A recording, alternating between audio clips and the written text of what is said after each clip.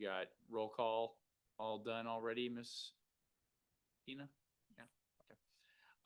Then let's move on to agenda approval. Any comments about the agenda? I would like to add a discussion about linden trees to the agenda. Where should we put that? Should we put it at the end? Yeah. Oh, is Phil gonna make it? Oh, good. Good. If you're talking trees, Phil's wants to be here. All right, great. Do I have a second? Second. All right. All in favor? Aye. Okay. Let's just call it linden trees discussion. And anything else on the agenda? All right. I'll entertain a motion to approve the agenda then. So moved. Second. We are approved. And let's move on to public comment. Not appear that anybody is here to make public comment. Anybody else have something to say? We're all good. Okay, we're going to move on to approval of the minutes for our last meeting. I'm good with the minutes. I am also. You want to move to approve them? Sure, let's do that. Second. All right, we're approved. Okay, let's see. And that brings us to agenda bills. Agenda bill 25-099, agreement for something. Sorry. An agreement for something. It's quite the mouthful. Let me share my screen. Evening, council, committee and staff. Patrick Fry, Parks and Public Works Project Engineer. So as mentioned, I'm bringing forward AB 25-009 or 099, which is a contract with Herrera for the community-based social marketing campaign. And I'm guessing you all think this sounds somewhat familiar because, let me start the presentation. If you remember, AB 25-063, back in May of this year, we contracted with them for NPDES permit support.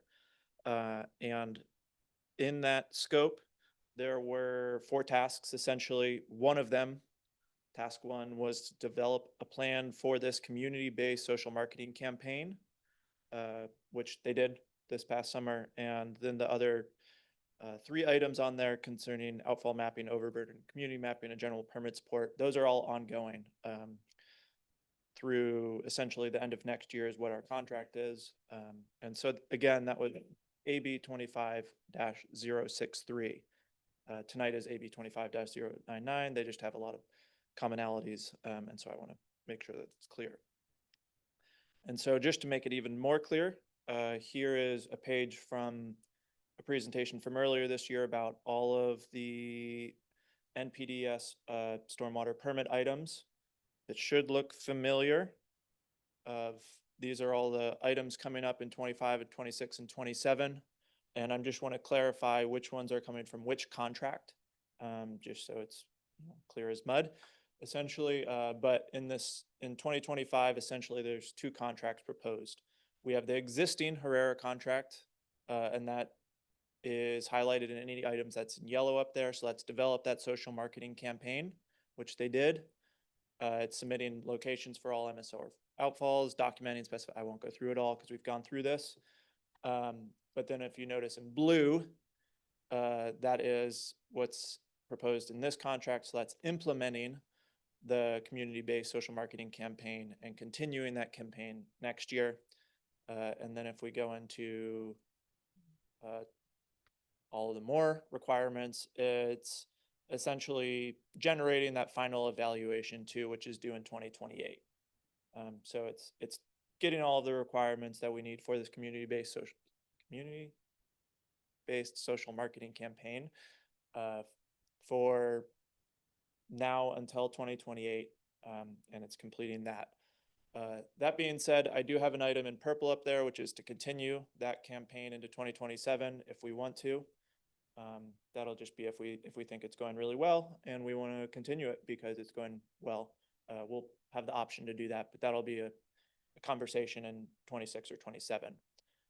And I just highlighting again, because I feel like I keep bringing these contracts to you about support for this NPDS stormwater requirement. And so I want to just let you know that coming down the pipe is this future contract that's concerning the SMED, the Stormwater Management for Existing Development, and the SMAP, the Stormwater Management Action Plan. And those are really heavy in the 27, 28. So I won't expect to bring that contract forward to you until probably end of next year. But just don't want to be surprising you concerning that. Now, anyways, circling back to what this contract even is, it's the community-based social marketing program. It's a requirement for this NPDS permit. Essentially, we have to educate the public on stormwater and how it affects our natural environment. And so in the previous permit, we did a natural lawn care campaign. We essentially kicked it off the year that I came in on 21 and 22, and it was completed in 23. And then we generated a report, and that was due in 24. And then we are going to take the findings of that report, improve upon our plan, but continue that natural lawn care campaign. We chose natural lawn care just because we think that it is a high priority concerning the demographics of Snoqualmie, where it's a bedroom community.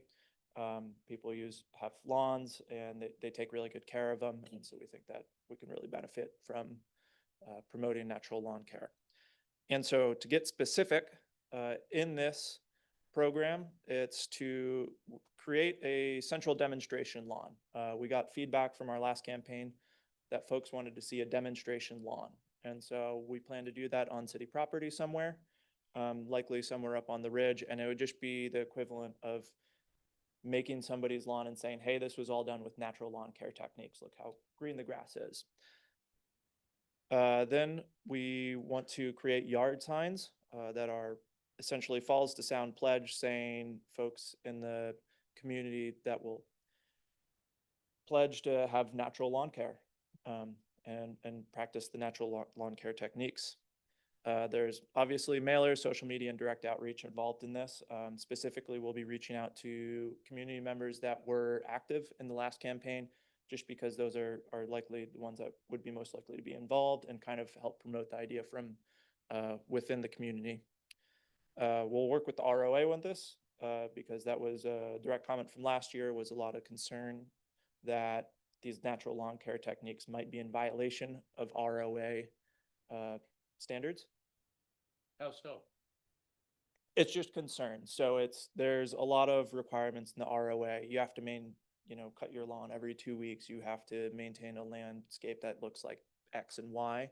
And by implementing natural lawn care techniques, there's some questions and concerns that said, hey, is this even allowed based on the ROA? And just from our ignorance in the last campaign, we had the answer of, I don't know, and that's not great. And so we want to make sure that we're in full communication with the ROA, and that anything that we say, yes, the ROA has bought off on this and they're on board. Great. And we're hoping to create a basin versus basin competition as well. So there's lots of little drainage basins within the city. That's, the Kimball Creek Basin, Coal Creek Basin, Snoqualmie River Basin, et cetera.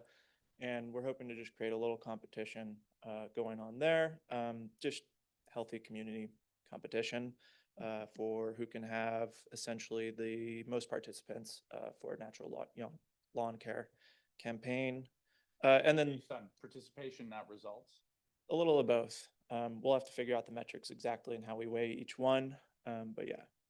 And then there would be awards for the winners of the I want to competition. consider improvement, right? Most improved. Most improved. Exactly. So there's ongoing discussions about how we can measure that. And then there would be awards for the winners of the competition, basic awards, think like aerators for a couple of days or something like that for the whole community, or, something to help promote further lawn. Anyways, how are we going to pay for it? Essentially, well, we get this really nice grant from Ecology because it is a mandate from Ecology.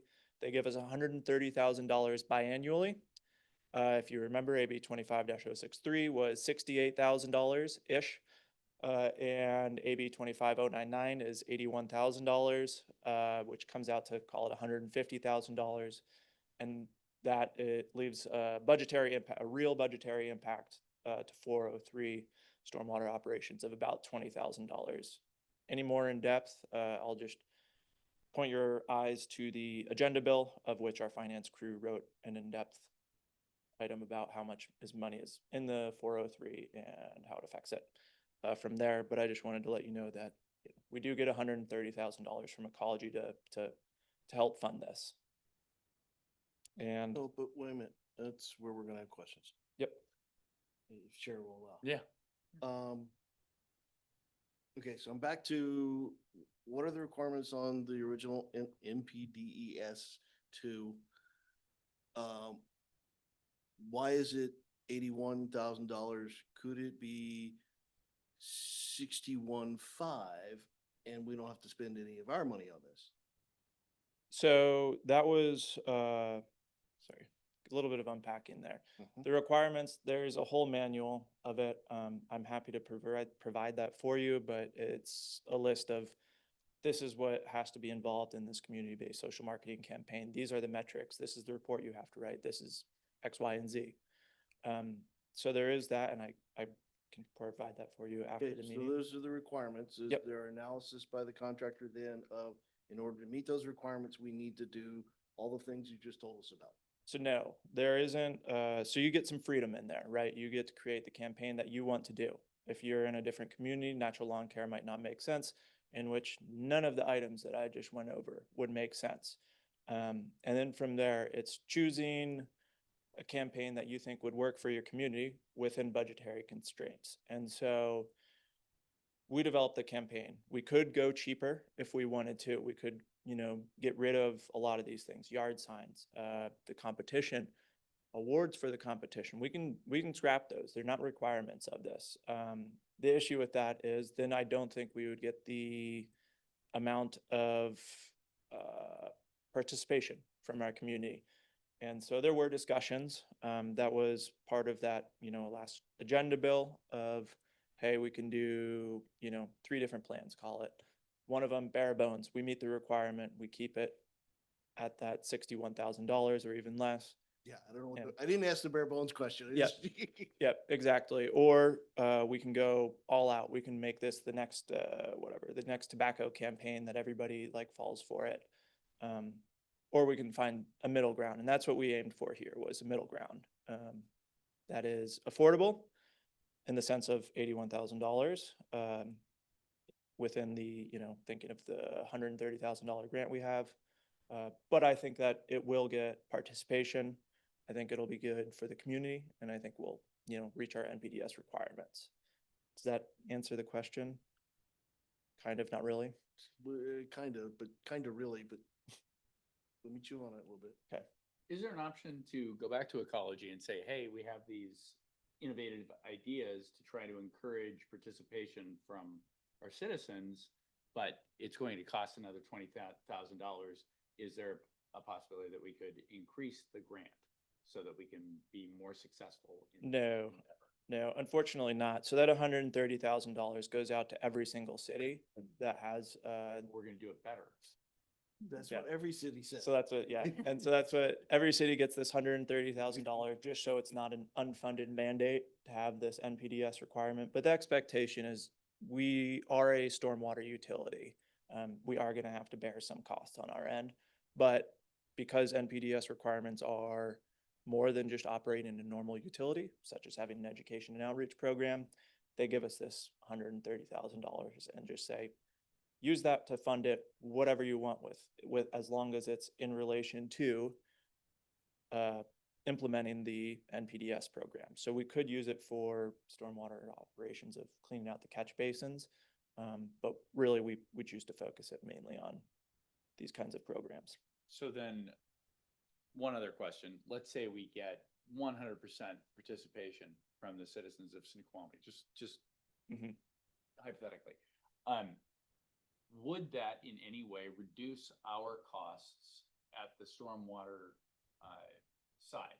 Would it be cheaper to clean the water, or would we be more effective in our cleaning of the water, if we had higher participation in this? Absolutely. So if we can get the most direct correlation that I would think of is we get a lot of sediment in soil in our catch basins.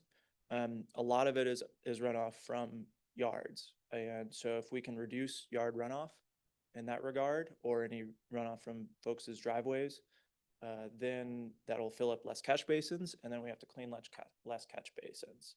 And so it absolutely could. And could that savings potentially amount to $20,000 or more?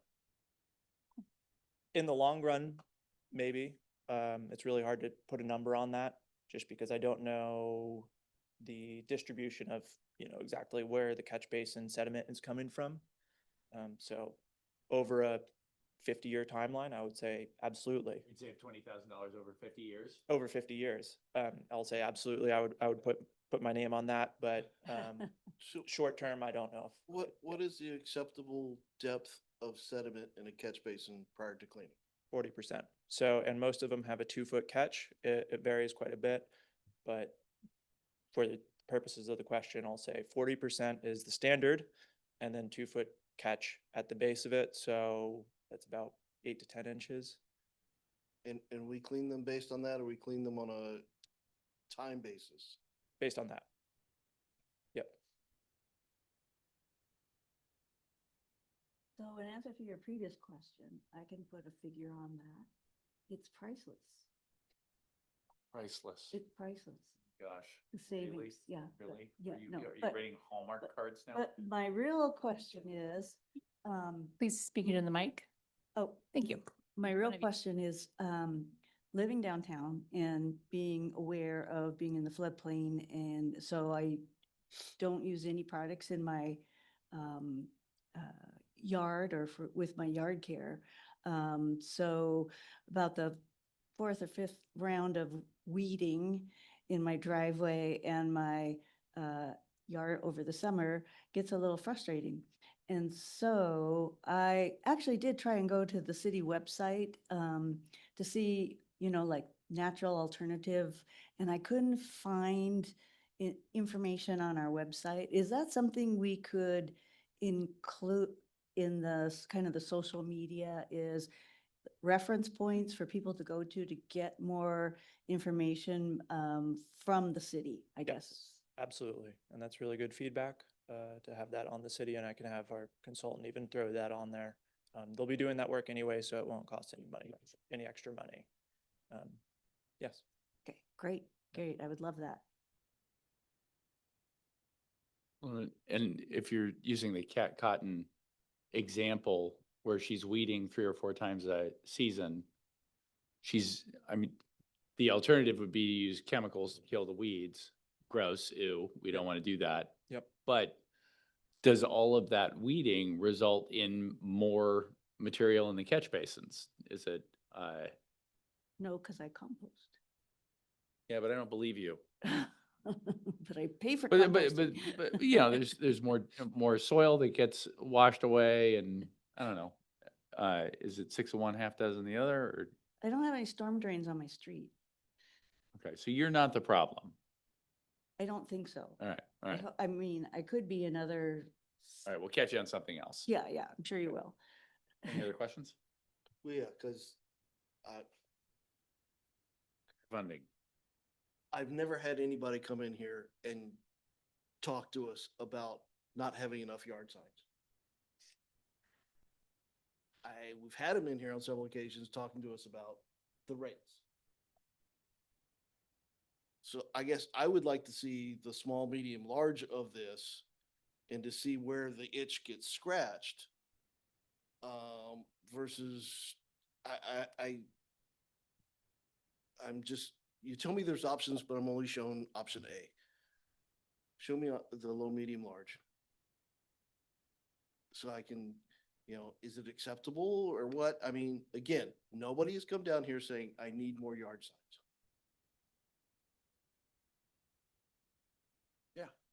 very good point.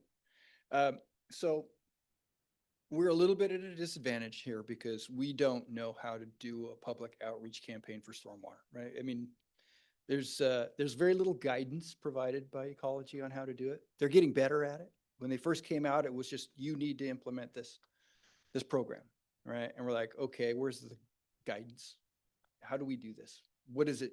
What elements need to go into this program? What do we need to do?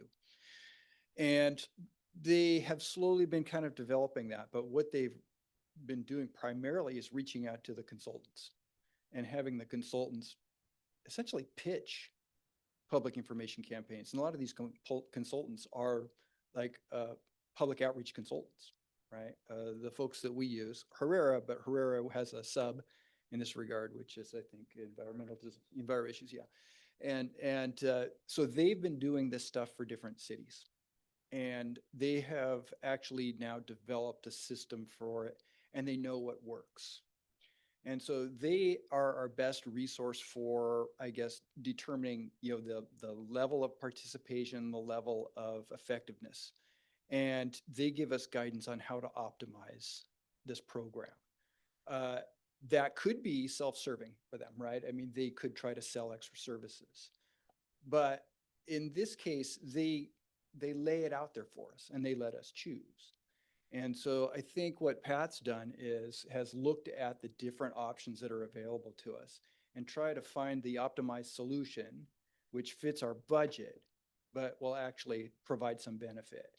And, it's not just the sediments. I mean, Pat is doing a good job. It's a lot to keep in mind, but for the natural yard care aspect of this, if you can reduce the amount of concentrated fertilizers, concentrated pesticides, it reduces the downstream effects on not just our catch basins, but also on our stormwater ponds and on the natural systems which those discharge to, right? And so it's hard for us to quantify the cost of those impacts.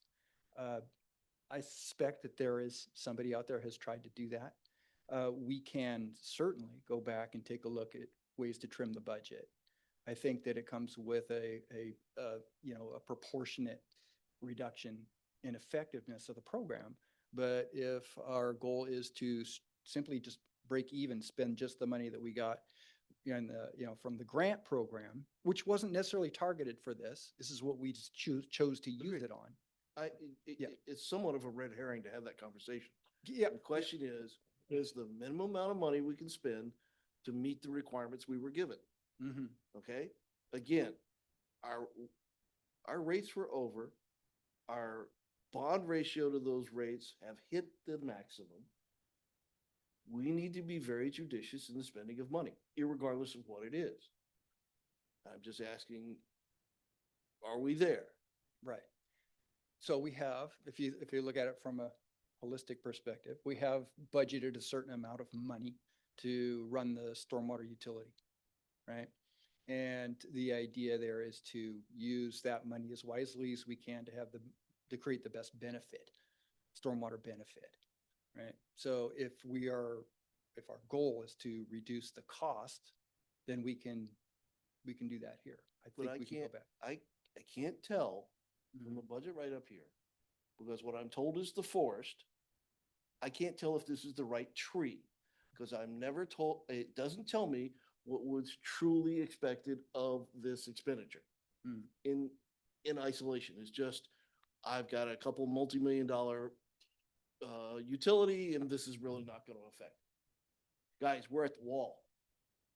Okay, so everything needs to be backed off from there to what can we get done? Minimum cost, meet the requirements, and probably then some, okay, to stay ahead of it. But give me the impression that we're not going full meal deal on this, that we've taken, the fries off to the side here or something. Still want my apple pie. I do miss those. Never mind. Are you asking us to take this back and try to get the cost down more, or are you asking us to come in and justify the additional cost? either, and that's why I tried to lead the conversation of what were the original requirements? How are those being met at appropriate costs and drive through? And yes, I do have a problem in that the vendor that's quoting you now to carry it out is the vendor who designed it.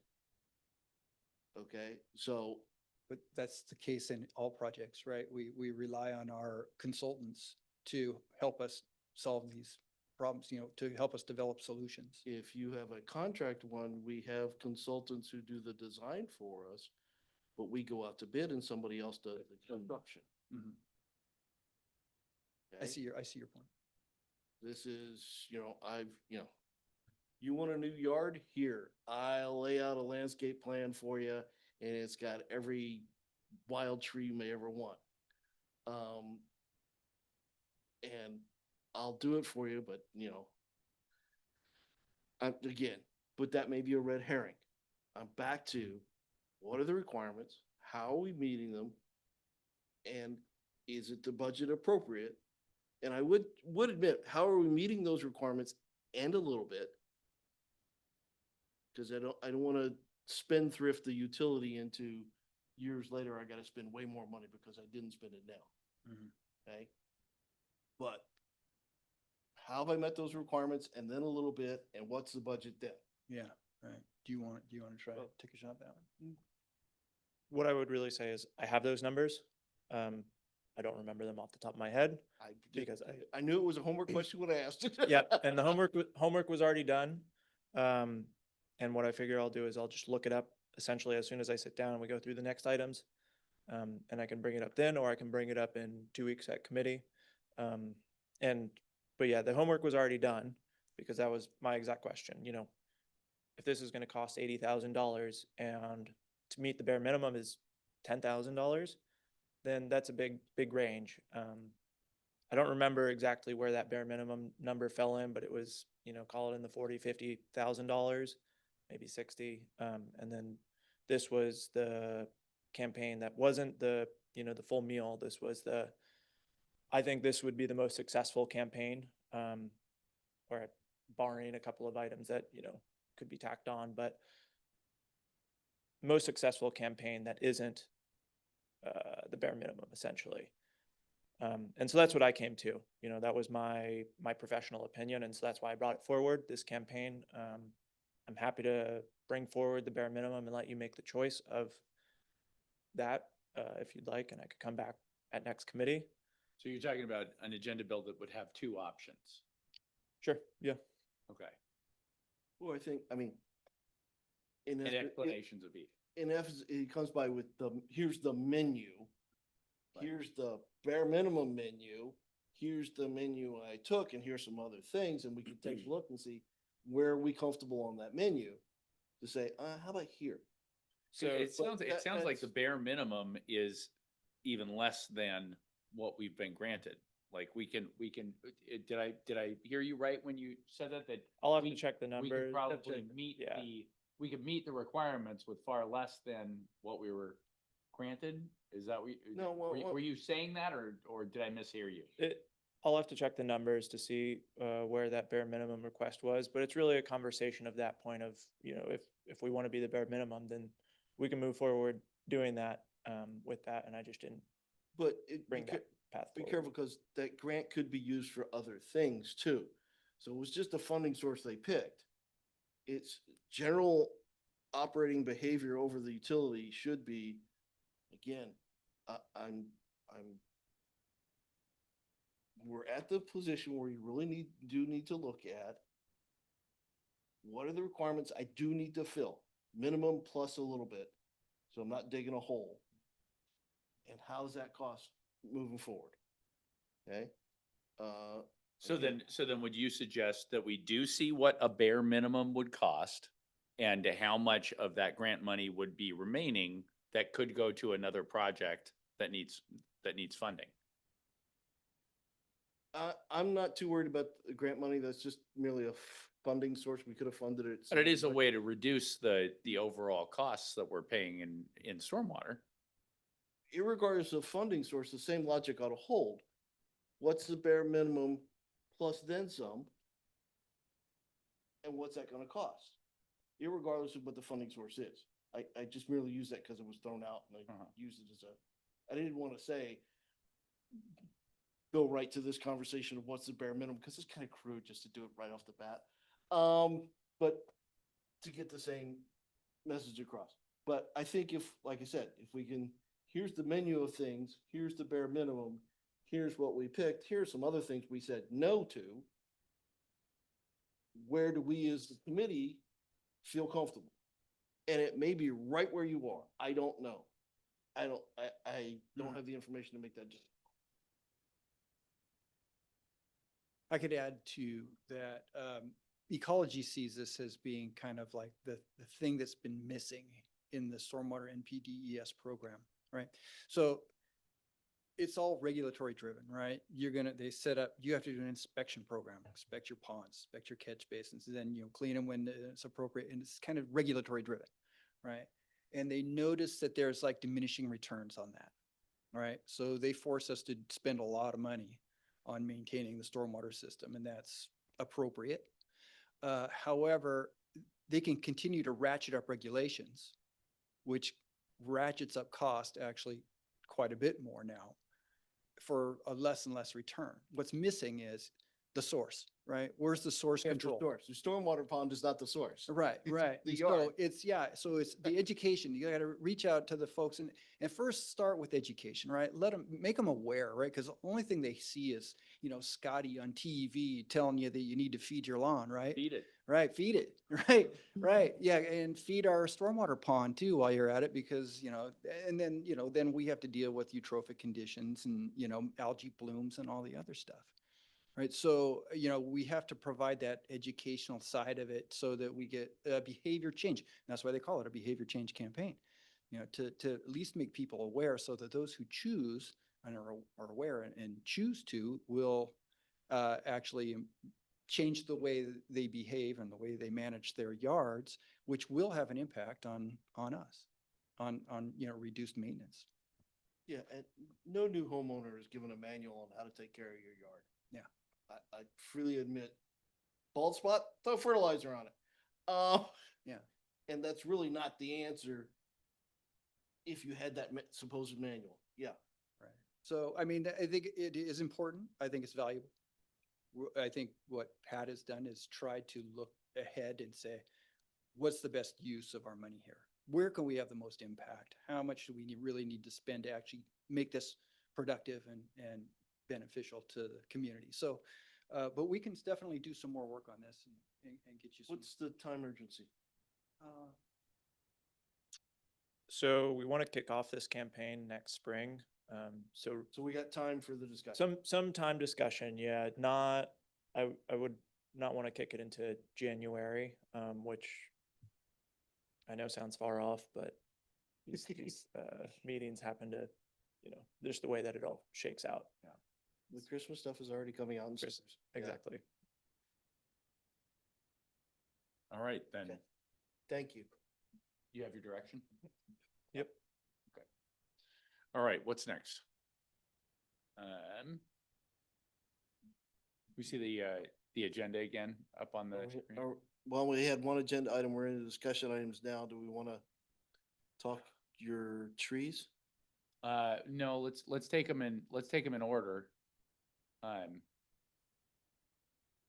But let's, Phil, how long do you think we're gonna need for the Linden discussion? It depends on what you're, I don't know. So let's talk about the Linden trees starting at 1:45. Okay. Okay?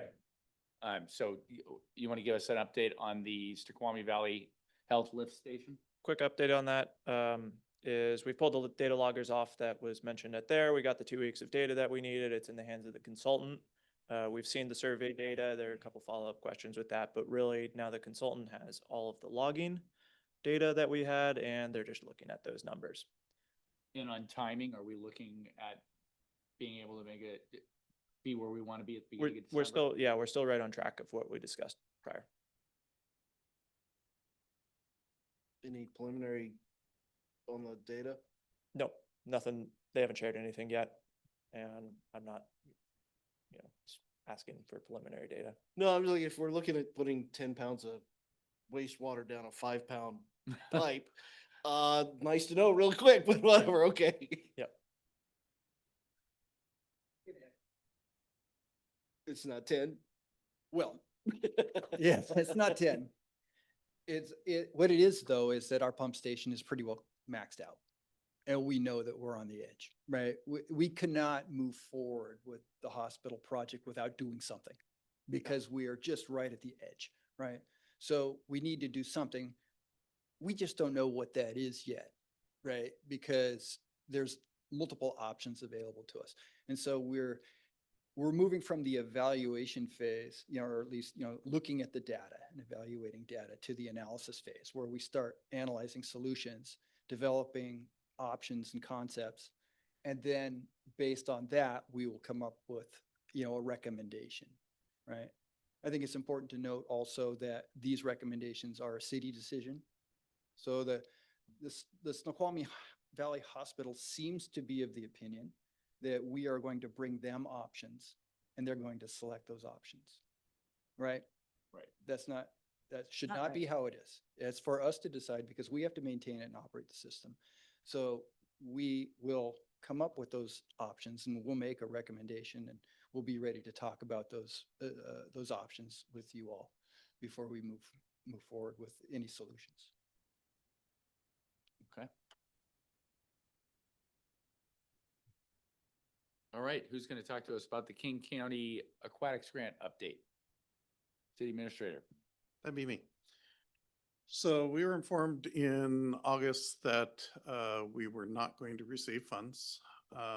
And there were several opportunities given to us to figure out where we went wrong in our grant application. So obviously we want to improve, so we signed up for those meetings. And that's when things started not adding up. So we learned that we were ranked number 7 in the grant process.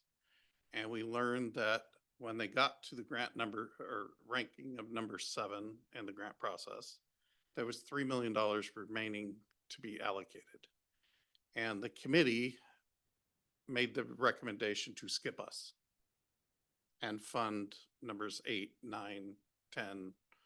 I think maybe they skipped 11 and then they went to 12, I think is how it all shook out. We're sure on us. I'm not so sure on who the other person. We are also sure somebody else got skipped. We are not sure who that person is.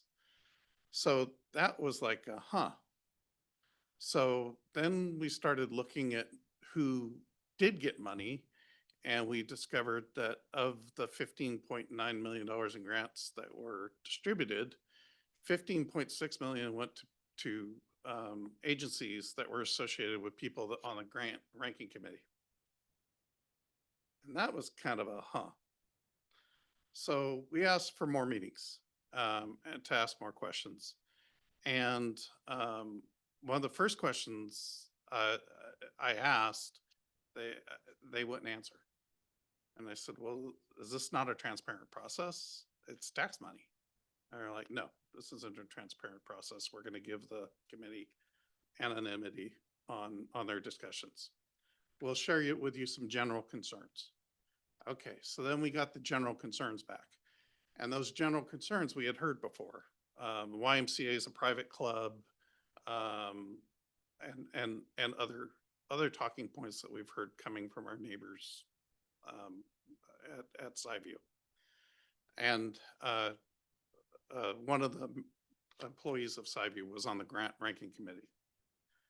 So we got done doing a deep dive. We met with Councilperson Perry and brought up our concerns, specifically that there was a conflict of interest and the person from Skyview should have abstained according to the rules of the county. The committee has conflict of interest rules. The committee is trained on those conflict of interest rules. They are very clear, and they do rely on committee meeting members, just as we rely on you to self-identify and step out. Is it the same standard of appearance of fairness? No, they have very specific rules. Several of them are you know, obviously, do you have a financial interest in what you're about to do? But one of them is, do you have a contract with anybody that you're ranking? And Skyview does have contracts with the city. So we identified a concern with that. We also are concerned that the county took the time to identify a rubric on how to score these grants. And they also took the time to train the committee on how to score the grants according to the rubric. And we scored above the 90th percentile according to that rubric. The people that were awarded were below the 90th percentile. And so we develop a rubric, we train a rubric, but when it comes time to allocate the money according to the rubric, we throw the rubric out the window and do what we want. So we brought those concerns to Councilperson Perry, who also said, we have some concerns here. And she contacted the King County Executive's Office, and we also contacted the King County Executive Office in order to bring this to their attention. The mayor and I met with the chief of staff for the King County Executive 2 weeks ago in Seattle. I believe we also met with their government liaison, government affairs liaison position. Sorry, I didn't get that exactly. And we also met with the director at King County Parks. And we aired our concerns and also informed him that we would be discussing this at this date and please get us a response back. Yesterday morning, I got a call from the government affairs liaison, and she informed me that they have now kicked this to King County legal ruling on what happened. So that is the update on the King County Aquatics Grant.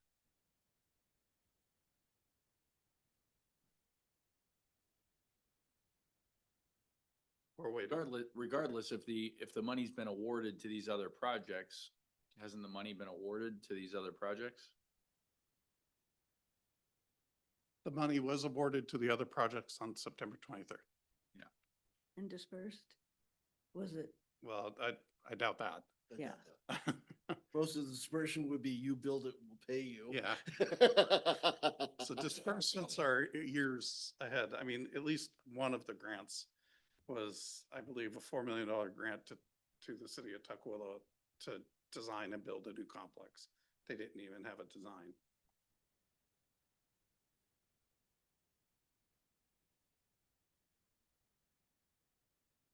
I don't want to say I'm disappointed, but I'm definitely not appointed.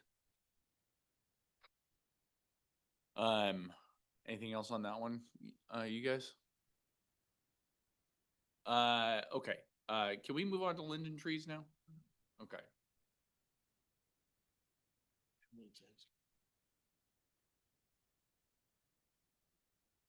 Phil, would you, I'm sure you've got a plan, but would you make everybody aware of what the issue is with linden trees and? Yes. So you'd asked me to talk about this issue. So we have a population of linden trees as street trees in the city. They cause a problem for residents. There's an insect, aphids, that feed on these trees. And then I think the polite word is excrete, a sticky substance on the street, on cars, around the streetscape and so on. And this is a source of a lot of complaints for us. On sidewalks, correct, yes. We've got 534 of them, which represents 5% of our street tree population. 428 are in SR1 and 102 are in SR2. We've been concerned about them for a while. Actions we've taken in the past is I put a moratorium on planting any of them about 10 years ago. And we've also looked at different treatments, and we attempted one treatment which failed, and the other treatments aren't viable. And then there's also, without going into the weeds, there's a regulatory picture that is changing. In fact, there's a new RCW on the use of certain insecticides that kill aphids, because they often also kill honeybees, and that's a problem. So that's a start. What else would you like to know? So the treatment that kills honeybees is a non-starter because honeybees are protected. And so what is the most viable solution to our linden tree problem? Honeybees are not fully protected. However, in 2013, in the city of Wilsonville, Oregon, the city did a treatment of lindens in that community. They killed 50,000 honeybees, and it made national news. In response to that, the Oregon Department of Agriculture suspended the use of that product for 180 days. That same year, federal legislation was introduced. I think it was called the Save America's Pollinators Act. That was not passed. But what we're seeing is year after year, a tightening on this class of insecticides. And that's also reflected in the RCW beginning January 1st next year. And so what they've done is they said it can only be applied, this class of insecticides can only be applied by a licensed operator. And that was not the case before. So in other words, a homeowner could go and buy this and treat themselves. They can no longer do that by state law in January. However, there's another side to this, and the other side to this is NPDES and those requirements. There's different ways to treat. You can do a soil drench and you can put the product to the base of the tree. You can inject it into the tree, or you can spray it on the canopy directly. There are no soil drench options and there are no tree injection options that are viable right now. The neonicotinoids can only be sprayed on the canopy, and that begs the question, how do we stop them from getting on the road and on the street and then causing a stormwater violation? We don't want that stuff in the storm drains. We don't have a good treatment option, and we've gone down several paths to try and study this and figure it out. There are less toxic options than the neonicotinoids. However, we can't beat the stormwater issue. And so it's those two things that combine that make it pretty much impossible for us to treat these. What does treat them, in all honesty, is rain. And if you look at the summer we just had, we had months where we didn't have any rain. So a good rain will dislodge many of these insects and will alleviate the problem for some weeks. Just one good rain. That's not the pattern anymore. And so we're hearing about it, and it's a problem for residents. So then the solution is removal and replacement.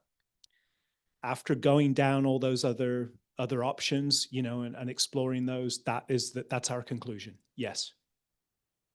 And then, and you have a schedule for removal and replacement of all the trees that need removal and replacement in the city, yes? What we have is for SR1. So SR1's where we have the majority of our tree issues, which is soils, really. We just don't have any soils. That's where we see things like trees blowing over in storms. That's where we get the sidewalk panel issues and so on.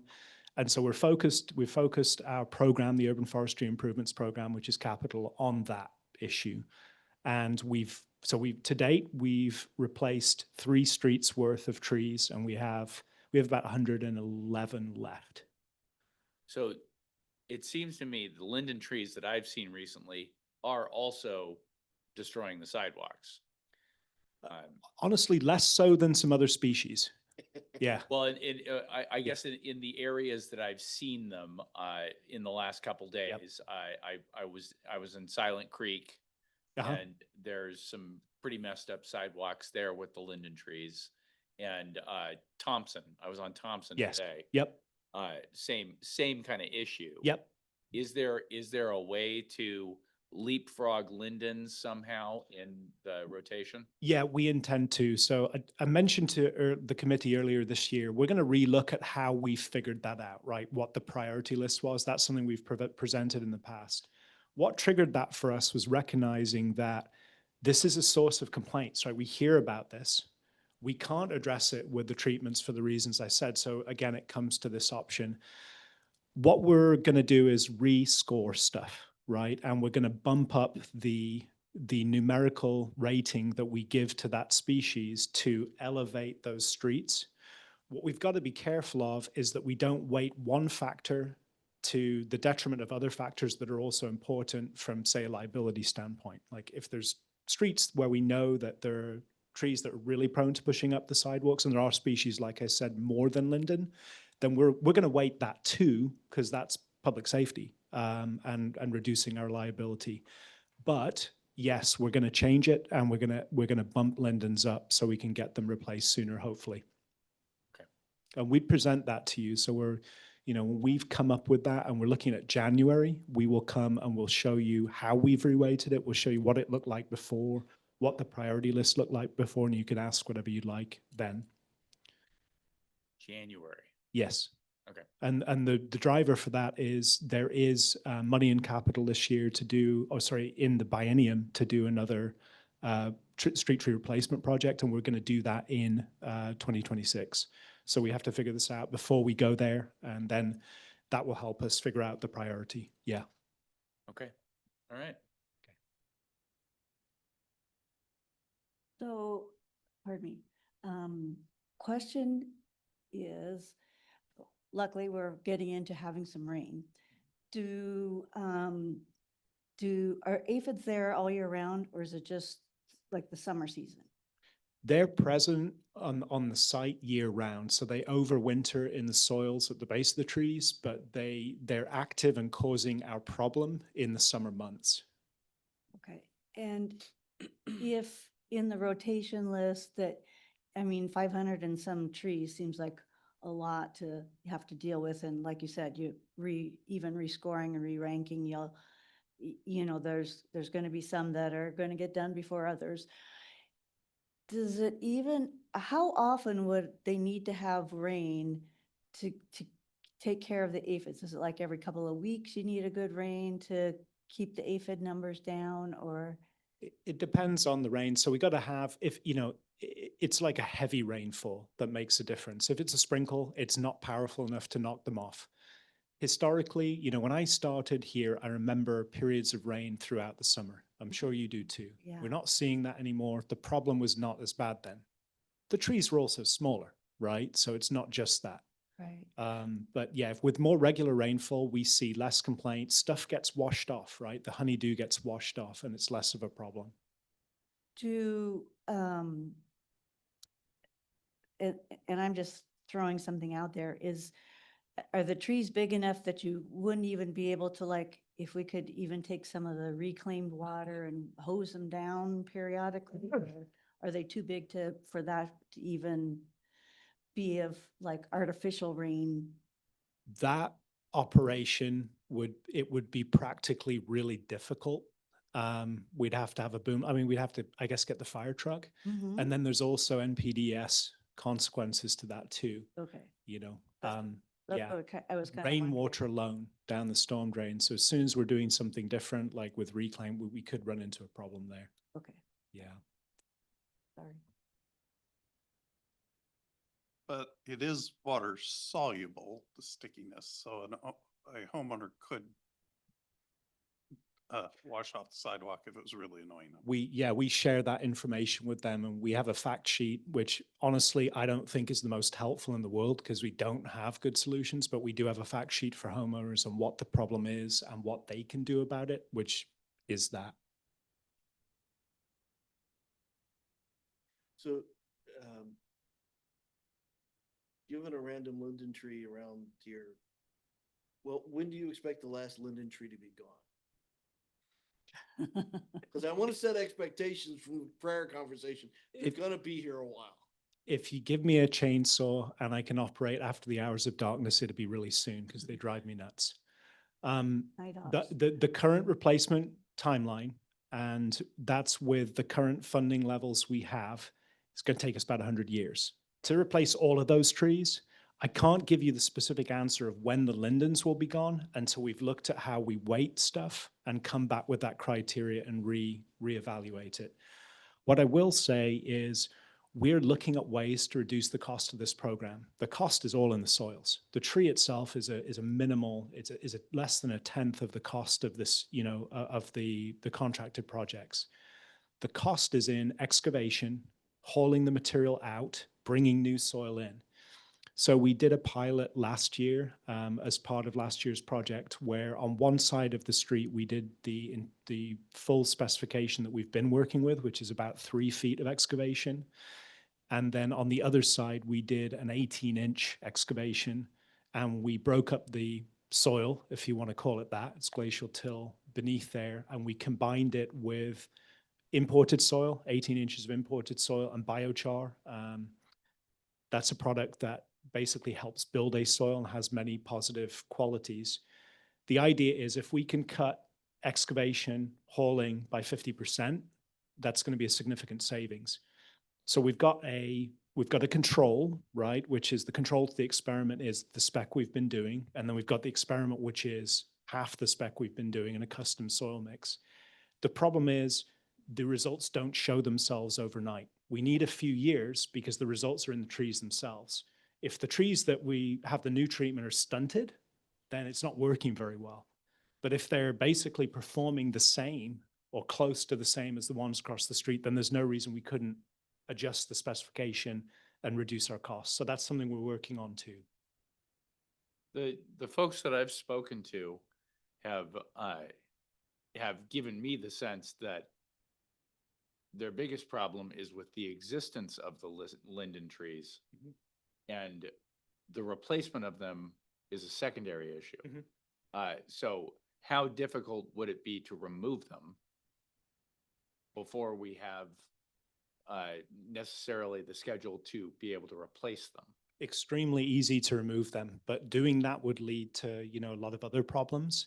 Such as? We don't want to denude the city and reduce shade. We don't want to reduce the shade on our roads, right? Because that shade protects the binders in the asphalt, right? So it basically reduces the required maintenance to keep that road in good condition, right? So shade is a good thing. Urban heat's a problem as well. So we don't want to denude an area of the city. The other thing is, we're funded through stormwater, and a primary function of our trees that we've demonstrated is capturing some of that. So if we go on a street and we just cut down all the trees, then that leads to a knock-on effect with we're not serving our stormwater goals there either. So there's problems with that. Yeah, I'd rather, what we typically do is we're gonna remove the trees immediately prior to replacing them. It's also true that we can't replace a tree with one that's the same size that we lost. It takes years to recover that canopy. So that's another consideration. If a homeowner wanted to pay for the replacement of trees, is there an option to do that? We did that once years Once. ago. Yeah. Wasn't gonna expect- Well, there were several issues with it.